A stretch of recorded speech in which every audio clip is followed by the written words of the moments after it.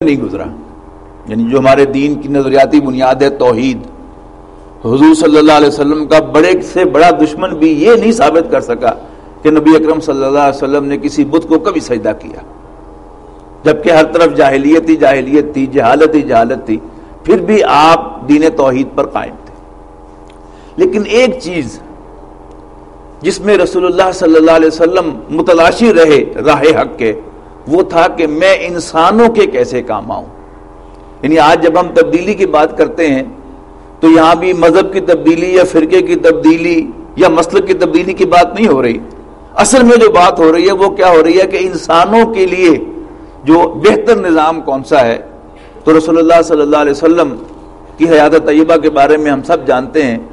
کہ نبی اکرم صلی اللہ علیہ وسلم نے بچپن میں بھیڑ بکریاں بھی چرائی ہیں، اور مکے کے اس گرمی کے اندر بھیڑ بکریاں چرانا کوئی آسان کام نہیں ہے، لہذا آپ کے مالی وسائل نہیں تھے، تو آپ کی انسانی خدمت دو ایکسپریشن سے یعنی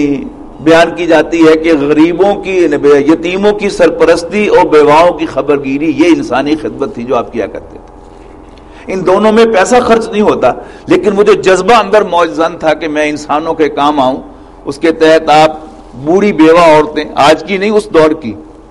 ان کو اگر کوئی نوجوان جا کر ہر دوسرے دن یہی پوچھتا رہے کہ اماں جی کوئی خدمت ہے تو دسو، کوئی کم ہے تو دسو، تو اس سے بڑی ان کی خدمت اور کوئی نہیں۔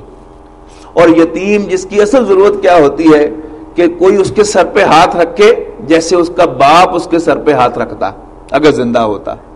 کوئی اس کا منہ چومے جیسے اس کا باپ اگر زندہ ہوتا تو اس کو منہ چومتا۔ تو رسول اللہ صلی اللہ علیہ وسلم یہ دو کام کیا کرتے تھے۔ پھر آپ تجارت کے پیشے سے وابستہ ہو گئے، پھر مکے کی متمول ترین خاتون سے آپ کی شادی ہوئی، لیکن آپ چونکہ ایک دیانتدار شخص تھے، لہذا آپ نے اس عورت کے مال کو اپنا مال نہیں سمجھا۔ ثبوت کہاں سے ملا؟ وہ واقعہ کہ آپ مغموم غم میں تشریف لائے